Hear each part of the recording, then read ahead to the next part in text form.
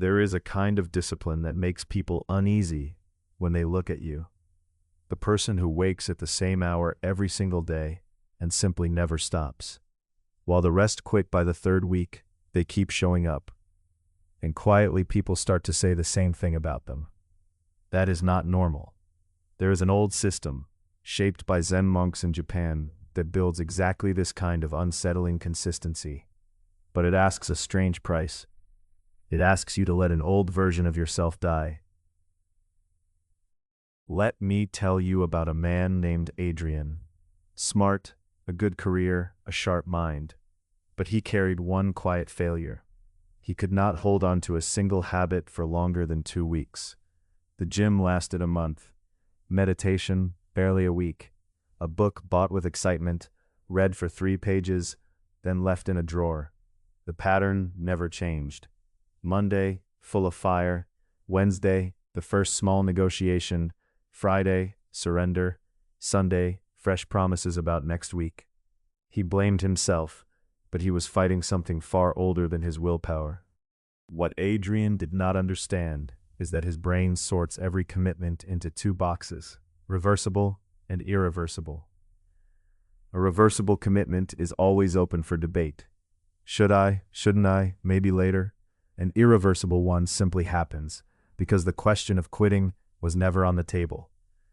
Most people live their whole lives making reversible promises to themselves, and then wonder why nothing holds.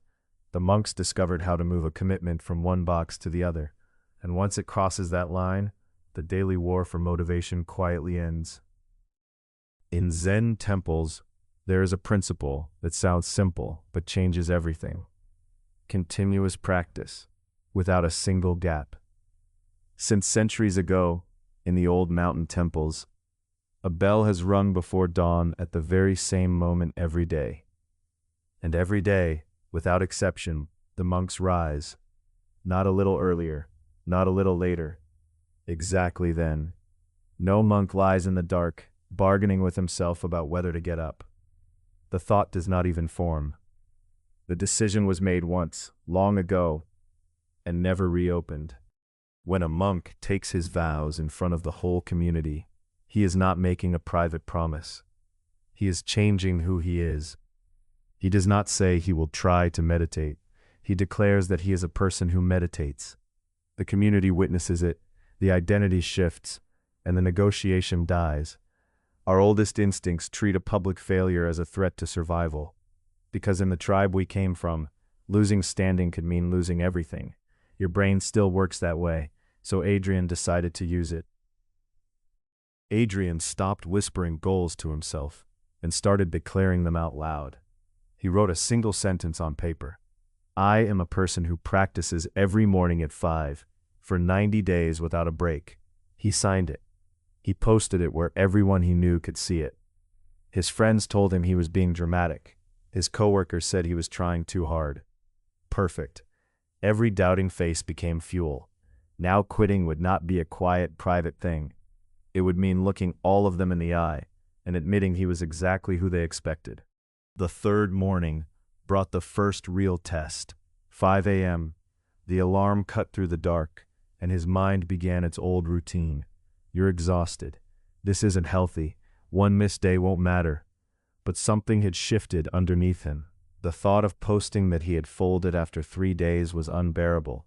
Having to face everyone and admit he had failed again was worse than any tiredness. The public declaration had not removed the resistance. It had simply made giving up hurt more than getting up. But social pressure alone was not enough. His body did not care about his reputation. It wanted sleep, and it fought him every single morning. The declaration had ended the argument about weather. It had not touched the war against his own biology. That is when he found the second principle: fixed hours.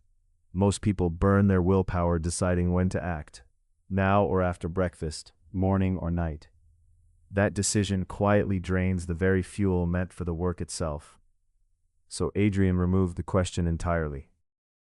He chose 5 in the morning, not because he loved sunrises, but because at 5 the world is asleep. No messages, no emails, no one needing him, no excuse waiting to be used. The hour was not about being optimal, it was about elimination, removing every possible reason to push it to later. The first week was brutal. His body resisted the new pattern like a machine forced into an unfamiliar shape. But by the second week, he began waking up 2 minutes before the alarm. His body had started preparing for what it now knew was coming. Here is what most people miss about a fixed hour. It is not about finding the perfect time. It is about removing time as a thing you argue over. When you act at a different moment each day, you force your brain to make a fresh decision every time, and a fresh decision is a fresh chance to say no. A constant cannot be argued with. But Adrian found a new leak. His hour was fixed, yet what he did inside it kept changing. Some mornings meditation, some mornings reading, some a few push-ups. His mind had found a new place to negotiate. You believe variety keeps things interesting, but variety is exactly where consistency goes to die. Every time you change what you do, your brain has to make small decisions. Which exercise, which book, how long, and every small decision is a crack where the old patterns seep back in. So Adrian locked it all down. The same sequence, the same order, the same timer, every single day. His own season of identical practice. His friends called him robotic. They did not understand that robotic was the entire point. By the third week, his mind went to war. Every morning it screamed for variety. This is mindless. You're not a machine. Change something, or you'll burn out. But by the fourth week, something quietly broke. Not his discipline. The voice of negotiation itself. It grew fainter. By the sixth week, he would find himself halfway through the routine before he even realized he had begun. The practice had started to carry itself. This is the truth about consistency. It is not willpower lasting forever. It is repetition, until willpower is no longer required. Then the conditions broke. On the 35th day, he caught a fever. On the 40th, he was traveling for work, far from any familiar room. This is the exact place where the old self always returns. Sick day becomes rest day. Travel becomes exception. This is where everyone quits because they believe the practice needs perfect conditions, and perfect conditions never last. But the monks understood something about gaps. Practice must continue without even a moment of emptiness, because inside that gap, every old pattern you buried comes crawling back. The all-or-nothing lie has killed more consistency than laziness ever has. If I can't do the full session, why do anything? If I can't do it perfectly, I'll wait for tomorrow. That thinking creates gaps, and gaps are where the old self climbs back in. A river never stops flowing. In a drought, it may shrink to a trickle, but it never stops, because the moment it stops, it is no longer a river. It is only the memory of where water used to be. So on the travel day, Adrian refused the gap. Airport at 4 in the morning, meetings all day, no gym in sight. He did his push-ups on the bathroom floor while strangers stared. He meditated in the back of the cab. He read on the plane. Nothing about it was perfect, but everything kept moving toward the same thing he had declared 90 days earlier. This is the heart of it, a practice that continues itself, not through perfect days, but through an unbroken thread that simply refuses to be cut. But life throws things you cannot rehearse. The child gets sick. The car breaks down. The boss keeps you late. These break consistency because you have not decided in advance how to meet them. Every surprise forces a decision under stress. And under stress, you will always reach for the path of least resistance. The monasteries that ran for centuries without missing a day did not decide in the moment. The answer already existed. When the meditation hall floods, they move to the dining hall. When that burns, they sit in the courtyard. No meeting, no debate. The bell rings, the response is automatic. So, Adrian wrote down every obstacle that had ever broken him, and he pre-solved each one. Rain means push-ups in the garage. Guests staying over means a silent workout in the bathroom. A bad night means the smallest possible version, but never zero. When this happens, I do that. No thinking, no negotiating, only execution. The real power was not just keeping the streak. It was that his brain finally stopped wasting energy on decisions. It knew that whatever tomorrow threw at him, the practice would continue. And that certainty changed everything underneath. By the 70th day, the practice had become fully automatic. Some mornings he would finish and barely remember doing it, his body moving through the sequence like something programmed long ago. When unexpected guests filled his home for a week, he simply did his work quietly in the bathroom at 5.